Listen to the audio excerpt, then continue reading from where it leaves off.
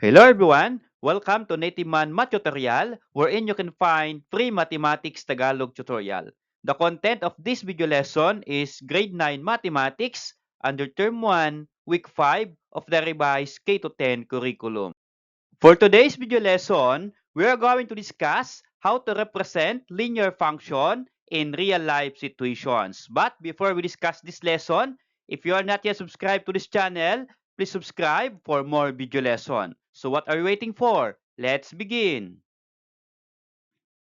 The learning competency of this lesson is represent linear relationships found in real-life situations using different representations. Again, this is under Term 1, Week 5 of the revised K-10 curriculum. And for the objectives, at the end of the lesson or session, you will be able to, number 1, identify real-life situations that represent linear functions. Number 2, translate a real-life scenario involving a constant rate and starting value into an algebraic linear relationship.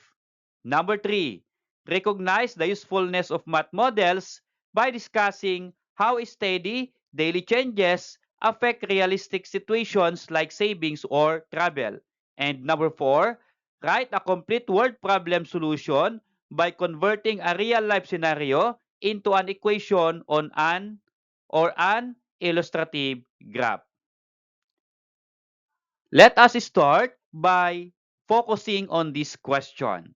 How real-life situations represent a linear function? And how linear function used in solving real-life situations problems? So to answer this problem, let us have a short discussion about linear functions related or represented in a form of linear function. Okay, linear functions are widely used to represent and solve various real-life situations. They describe relationships in which a change in one quantity produces a constant or proportional change in another. So these are some of the common applications of linear functions. It include letter A, calculating distance, B, based on speed and time, letter B, determining the dimensions or area of geometric figures, solving pricing problems such as the total cost of items sold at a fixed price, and letter C, mixing substances in specific proportions. So understanding these different real-life situations help us recognize and solve real-life problems applying linear function. Okay, here are some examples to illustrate linear functions. First is about bus fare. So, how a bus fare represent a linear function? Okay, so let us read this situation and analyze. So, let's see how linear function illustrated in this situation. Okay, a bus charges a base fare of 25 pesos plus an additional 5 pesos for every kilometer traveled. Is this real life situation represent a linear function? Yes, it represents a linear function. This situation can be represented by a linear function because the total fare increases at a constant rate as the travel distance increases. The relationship between the fare and the distance traveled is expressed by the linear function y is equal to 5x plus 25. So if you're going to represent this situation in a form of linear function, this is y is equal to 5x plus 25, wherein y represents the total fare in peso and x represents the distance traveled in kilometers. So later, I am going to have you exercises on how to determine the linear function based on the given real-life situations. But how to determine a linear function based on this real life situation. So here in our situation, we have a bus fare of 25 pesos. Then, you need to add 5 peso for every kilometer traveled. Okay, meaning to say, if you're going to ride on a bus, then you have 25 pesos to pay. Then, for every kilometer, you are going to add. So here, by having this situation, if you're going to write it in linear function, we have this y. We have this linear function, y is equal to 5x plus 25, wherein 25 is the exact amount that is base fare. And then 5x, 5 represent the 5 peso additional to every kilometer traveled. Okay, so herein, x is that represent the distance traveled here. So if you're going to calculate 5x plus 25, then the value of y, that is the total fare in peso that you're going to pay when you ride in a bus. Okay? How about this second real-life situations? Grocery shopping. So how grocery shopping applied a linear function? Okay, so let's have this statement or scenario or situation. By buying bananas at 20 pesos per kilogram, the total cost Y will directly increase with the number of kilogram of bananas you buy X. So here, this is all about buying bananas. And if you're going to buy banana, the amount per kilogram is 20 pesos. So here, the total cost that you're going to pay is that it depends on how many kilograms that you are going to buy. So how we represent the situation in a form of linear function using these two variables x and y. So this is our linear function. Y is equal to 20x. So y is the total cost that you're going to pay. And x is the kilogram of bananas. So here, habang mas maraming kilogram of bananas that you're going to buy, then mas malaki yung total cost na babayaran mo.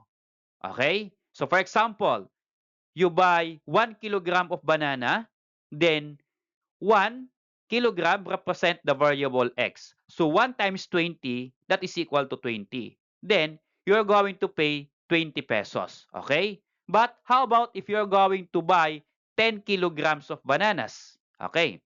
So yung 10 kilograms ay x. So 20 times 10, that is equal to 200. And that 200 is the value of y, wherein that is the total cost that you're going to pay. So that is how a linear function represented in this real-life situation. So habang mas maraming kilogram of bananas that you're going to buy, then mas marami or mas malaki yung amount or yung total cost na babayaran. Okay? Okay, so another real-life situations that illustrate linear function. So this is all about food promo. So here, food establishments sometimes offer discounts based on the number of items purchased.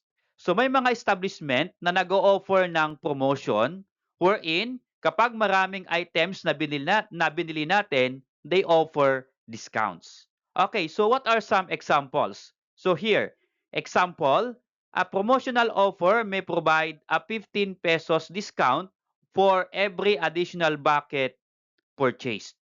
Okay. So, may mga establishment na kapag marami tayong na-purchase o additional bucket na bibilhin natin, ay nag-o-offer sila ng discount. At yung discount na yan ay for every additional bucket. Okay. So, do this situation illustrate a linear function? Yes, it illustrates a linear function. In this situation, the total cost y that you're going to pay changes linearly with the number of buckets purchased or X because the same discount is applied for each additional bucket. This relationship can be represented using a linear function. So later, I'm going to present different uh, uh, real-life situations that illustrate linear function. Okay, so another real-life situations that illustrate linear function is the situation about internet cafe. Internet cafes often charge a base rate for the first hour and an additional fee for every succeeding hour. So kapag kayo po ay pumasok na sa internet cafe, then you need to buy for an hour that you want to stay there. And an additional fee for every succeeding hour. Okay. So here, another one is that part-time job earnings. So part-time job earnings represent or illustrate also linear function. So this is our situation. If Eman earned a fixed hourly rate, for example, 200 pesos per hour at your part-time job, your total earnings Y will increase proportionally with the number of hours worked X. This can be expressed by a linear function Y is equal to 200X, wherein Y is the total earnings, then X the number of hours worked. So here, habang mas maraming hour si Eman na nagpa-part-time job, then mas malaki yung total earnings na marireceive niya. At yung linear function represented in this situation is y is equal to 200x, wherein x is the total hours. Okay? And y is the total earnings. So, yung total hours ay multiply mo lang sa 200, then that is your total earnings. So, as the number of hours x increases, then y or the total earnings also increases. Okay? And that is represent a linear function. Okay, so let's have this example number 1. This is all about bus fare. The graph shows how much bus fare fees every kilometer added on the base fare. Okay, so this is our graph or the graph of a bus fare. Now, we're going to look and analyze this graph and then we're going to answer the following questions. Okay, so here analyzing the graph, the vertical in our graph is the fare. So the fare starts from 50 pesos and then 60, 70, 80, 90, and 100 and so on. And for the horizontal, we have here base fare. So the base fare is 50 pesos. Then for 1 kilometer, the fare is 60 pesos. For 2 kilometers, the fare is 70 pesos. 3 kilometers, the fare is 80 pesos. And 4 kilometers, the fare is 90 pesos. So mean to say, habang mas malayo o mas maraming kilometers traveled, mas malaki yung fare na babayaran. Okay, so let us answer the following questions. For letter A, how much does a bus base fare? So magkano daw yung bus base fare? So from this given graph, the base fare of the bus is 50 pesos. Okay, so to answer question number 1, that is 50 pesos. How about letter B question? How much does a bus fare added every kilometer? So magkano po yung bus fare added every kilometer? So if the bus fare is 50 and in 1 kilometer is 60 pesos, the fare is 60 pesos, then how much is added to the base fare?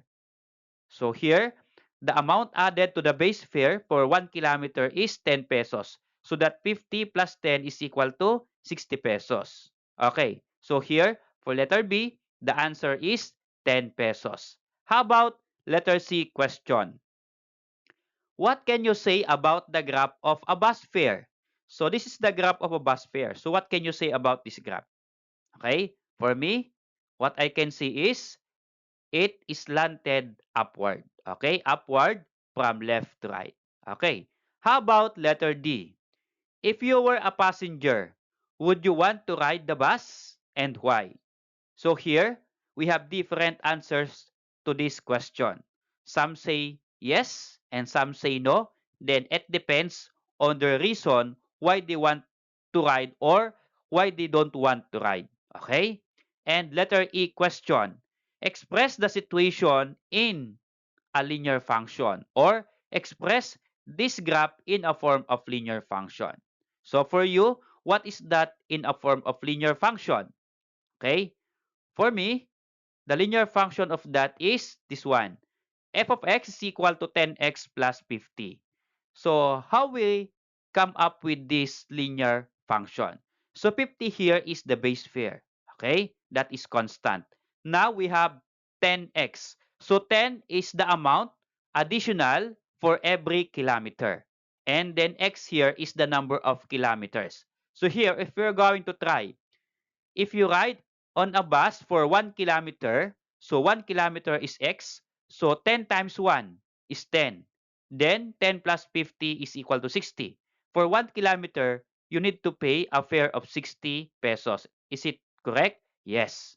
Wherein f of x is the amount of the fare that you're going to pay. How about for 2 kilometers? So let's check if this linear function is correct. For 2 kilometers, if x is 2 kilometers, then 10 times 2, 20. Then for 2 kilometers, so 20 plus 50 is 70. Is it correct that 70 is the fare for 2 kilometers? Yes, that's correct. So mean to say, this is the linear function represented by this graph. Okay? Okay, for example number 2, about part-time job. So the graph shows how much a part-timer fees every hour. And this is the graph of a part-time job. We are going to look and analyze this graph, and then later, we are going to answer the following questions. So this graph represents a part-time job amount and the number of hours. So the amount of a part-time job is that this is the vertical one. It starts with 100, 200, 300, 400, 500, and 600, and so on. And for the horizontal is the number of hours of rendered in a part-time. Okay, here for 1 hour, then the amount of the part-time is 100 pesos. In 2 hours rendered, 200 pesos. In 3 hours, 300 pesos. In 4 hours, 400 pesos. And in 5 hours, 500 pesos. Now, using this graph, we answer these questions. Letter A, how much does a part-timer charge for each hour? Okay, for each hour, then that is 100 pesos. Is it correct na 100 pesos? Yes. Because for 200 hours, for 2 hours, then the amount is 200 pesos. So mean to say, for every hour, then the amount is 100 pesos. How about letter B? What can you say about the graph for the part-timer stipend? Okay, so here, the graph is slanted upward. Okay, slanted from left to right, upward. How about letter C question? If you are a part-timer, will you accept the offer and why? So here, there are many answers for this. Then, for each answer, there is also a reason. Okay? So, ito po ay depende po yung magiging sagot ninyo. Okay? Then, for letter D, express the problem in a form of linear function. So, what is the linear function of this graph? So, for me, the linear function is f of x is equal to 100x, wherein x here is the number of hours. So, mas maraming hour rendered, mas malaki yung amount that you're going to receive in your part-time job. Okay? For example, 5 hours. So 100 times 5 hours is equal to 500 pesos. So the amount here is 500 pesos for 5 hours. So this is the linear function illustrated in the graph. Okay, for example, number 3, this is all about online game. In mobile games like Mobile Legends, if you top up for the game, you will receive incentives such as free diamonds that you can change for skins and costumes of your hero. The graph shows that for every 20 pesos you pay, you will receive 100 pesos diamonds. And this is the graph of the online game. So in this graph, the vertical side is the number of diamonds and the horizontal side is the peso that you are going to pay. Okay, so here, based from the graph, we are going to answer the following questions. For letter A, if you have 60 pesos, how much or how many diamonds will you receive? Okay, so here, how many diamonds will you receive if you pay 60 pesos? So 60 pesos, then the number of diamonds is 300. Okay, so here, 300 diamonds. How about letter B? If you have 500 diamonds, how much will you pay for the top up? Okay, for 500 diamonds, then you pay 100 pesos. Okay? So for letter B, 100 pesos. How about letter C? Is it worth buying the top up for the game? Okay, so here, it depends on your answer. Okay?